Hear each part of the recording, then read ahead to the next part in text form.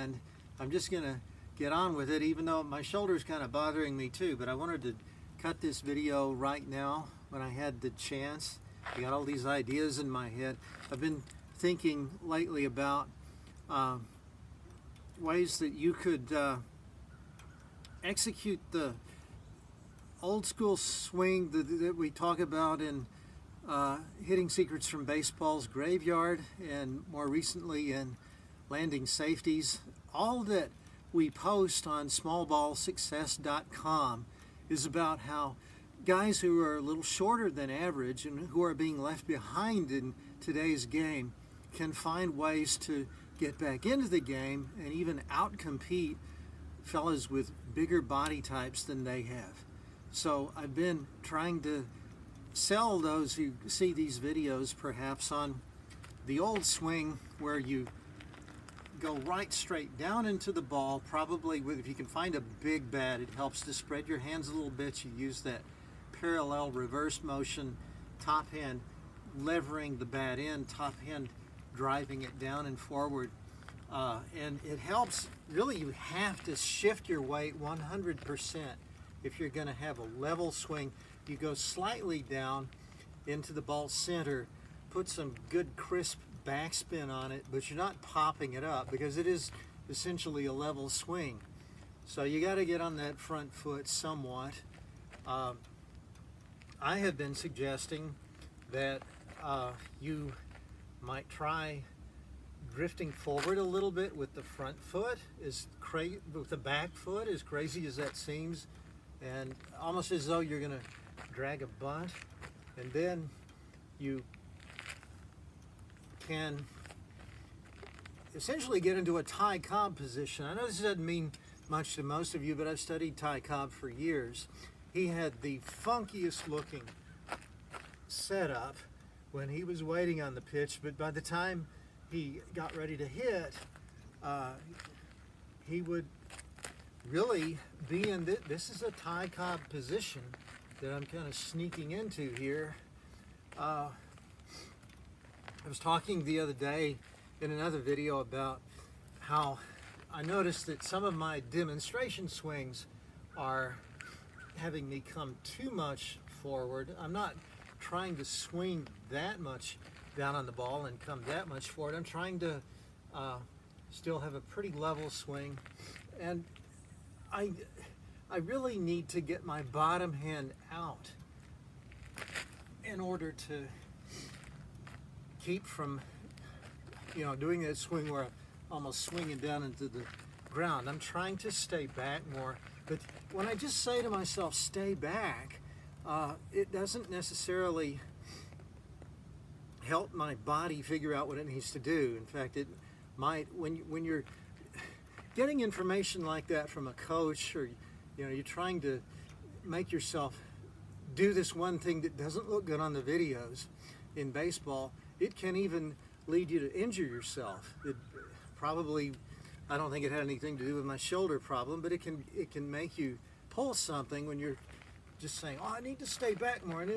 I'm about to swing, oh, I better stay back. And you're not addressing the thing that is causing you to leak forward too much. And I figured out in doing several practice swings, although Paul Reddick tells us that practice swings are a waste of time and you don't learn anything from them, I guess I just got lucky, but I figured out in taking practice swings that the reason I'm not staying back is that sometimes my bottom hand is not going out far enough.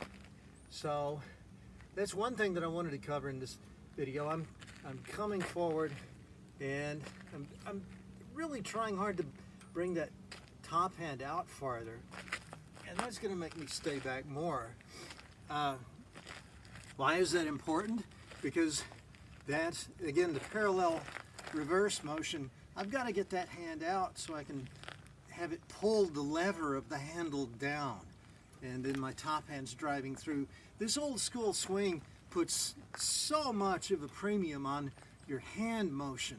That's why the hand spreading, you don't just see it in Ty Cobb, you see it in Tris Speaker, you see it in Google any player from the early 1900s, and you can usually find them spreading their hands. Hannes Wagner frequently did it. practically everybody did. And they were using their hands to get that linear stroke down into the ball. My son had a coach in high school who told him that getting your hands out from the body is the worst thing that you could do. I kind of find that hard to believe, but I mean, of all the bad things you could do in hitting, my son was doing the one worst thing you could do. I think the coach was just trying to motivate him, as if using the superlative worst would motivate a kid to change his style. But hey, Ty Cobb would always say that if a guy who was in a slump came to him for advice, he would tell that hitter to get his hands out from his body. So you can take the advice of a local hero who blew his arm out playing for the junior college, or you can take the advice of one of the two guys who has over 4,000 career hits. Just take your pick. Of course, it's really a false choice, because Ty Cobb's, it's a fundamentally different swing from the ones that we take today. This is a line drive swing, and our high school coach is not interested in that. He was interested in driving the ball up into the air and hitting home runs, which my son couldn't do because he wasn't 6'2". For those of you who are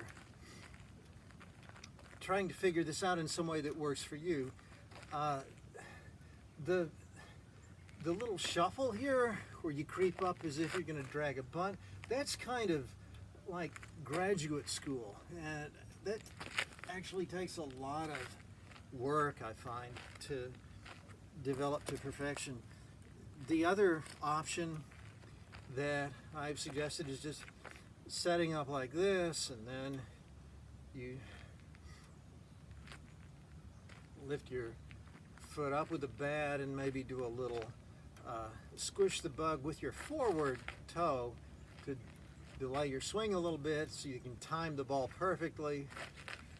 I want to get my bottom hand out again on all of these swings. Almost slipped on the gravel there. But there's one other thing I want to cover in this video quickly, and really perhaps it's the most important thing. How does a kid who's 8, 10, 12 perhaps, wants to play baseball but has never had any success with the swing that he's being taught, how does he use these lessons that I'm trying to teach you in the way that's most productive for him? He's not in graduate school, he's in grade school, and he wants something that will have immediate payback for him. Now, what I just showed you, it seems like the simplest version of this, and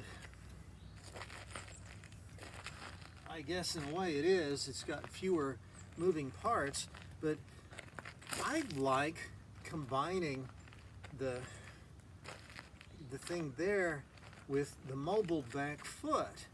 There's a way to do that if you let your lift of the bat catalyze the back foot, and you come forward a little bit. Let me see if I can remember how to do this. I've got 3 different things going here, but I really think this is the most natural and the easiest to do. See that? Now I'm going into what I was doing a minute ago with just lifting the back foot, but I'm moving the front foot first. I'm moving it as soon as I draw the barrel up with my top hand. And again, with all these swings, I want to push the bottom hand out there so I can use the lever effect. And I might even give a little hop when I get on that back foot. Or I could throw in, if I want to, a second little toe tap with the foot. I can do a little shuffle there. That might have been pretty close to the Trish Speaker approach that I talk about so much. That's kind of intermediate between the other 2 things that I've been showing you, but I like that because it seems natural, and it puts you in that same position of being able to really to step where you see the ball coming. As incredibly as incredible as that sounds, that's like the coil that I like so much, where one of the reasons I like this is that I think I can actually step outside or step inside. I can adjust to where I see the ball coming. I can do that if that back foot kind of crawls up a little bit. Lift the barrel, draw the back foot up. You can hop a little bit, and then you're ready to direct all of your weight, all of your energy right into where you see the pitch coming. We talked about this a little bit as I wrap up in landing safeties. I think it was chapter 13 or 14, and I and my observers thought that, well, that's probably not a very good idea, because anytime you're, moving your line of sight to the pitcher, it's not a good thing.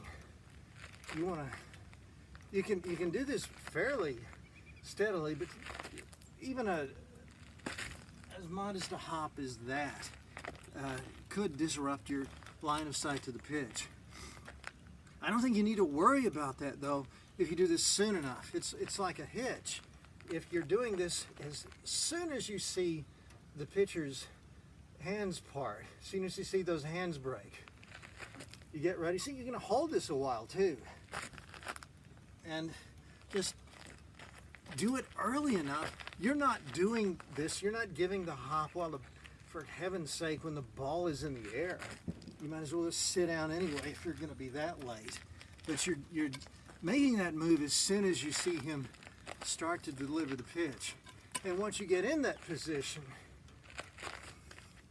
especially if you do that little forward toe tap, you can stay there. You could stay there for several seconds if you were facing Johnny Cueto. Once you get that weight back on that back foot, you're ready to unload that drive right into the ball. And I like the crouch better. Cobb had the crouch, Pete Rose had the crouch.